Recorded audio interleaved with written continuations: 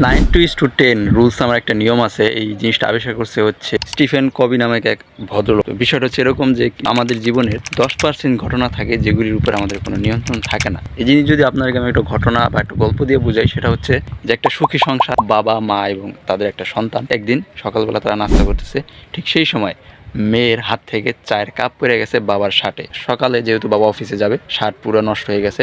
তো বাবা তো খুব রেগে গেলেন, রেগে গিয়ে মেয়েকে ধমকালেন এবং মেয়ে কান্নাকাটি করে পুরাই একটা হুলস্থুল অবস্থা। যেহেতু একটা ঘটনা ঘটছে যে কারণে মেয়ের স্কুলে যেতে দেরি হইতেছে, ওই দিকে বাবার অফিসে যাইতেও দেরি হইতেছে। তো মেয়ের স্কুল বাস চলে গেছে, এখন মেয়েকে স্কুলে দিয়ে আসতে হবে বাবাকেই। তো গেল স্কুলে দিয়ে আসলো মেয়েকে, যে কারণে বাবার অফিসে লেট হয়ে গেল 10 মিনিট 15 মিনিট লেট, যে কারণে বাবাকে অফিসের বসের কথা শুনতে হলো, অনেক ঝাড়ি টুরি খাইতে হইলো। এটা হচ্ছে অবস্থা। তারপর কি হচ্ছে, সারাদিন এরকম খারাপভাবে অফিস করে বাসায় আসলো, বাসায় এসে দেখে মেয়ে ঘুমাই গেছে। প্রতিদিনের মতো তাকে আর ওই রাত জাগে নাই, তার জন্য অপেক্ষা করা নাই। ওইদিকে মেয়ের মা নীরব খাওয়া দাওয়া করে ঘুমাই গেছে। বাবা কি করলো, আইসা অফিস থেকে এসে একা একা খাইয়া দেয়া ঘুমাই গেল।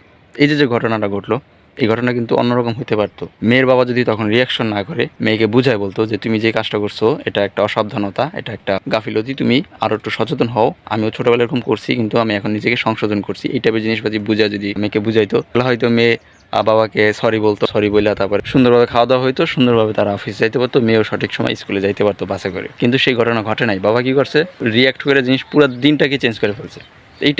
এইটাই হচ্ছে কথা, যে আমাদের জীবনের এই যে চায়ের কাপ পড়ার যে ঘটনা, এটা হচ্ছে আপনাদের জীবনে ওই 10% ঘটনা, যেগুলিকে যদি আমরা সঠিকভাবে হ্যান্ডেল করতে পারি তাহলে বাকি 90% আমাদের ভালো যাবে।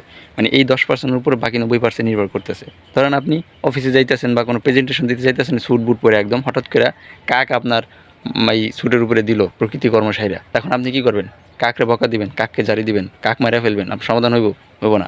আপনাকে ওইটার সমাধান করে পরিষ্কার করে আপনাকে সেই প্রেজেন্টেশন দিতে যাইতে হবে। এভাবে আপনার জীবনের যেই ঘটনাগুলি, এইসব ঘটনা হচ্ছে ওই 10% ঘটনা, যেগুলিকে আপনি নিয়ন্ত্রণ করলে আপনার বাকি 90% ভালো যাবে।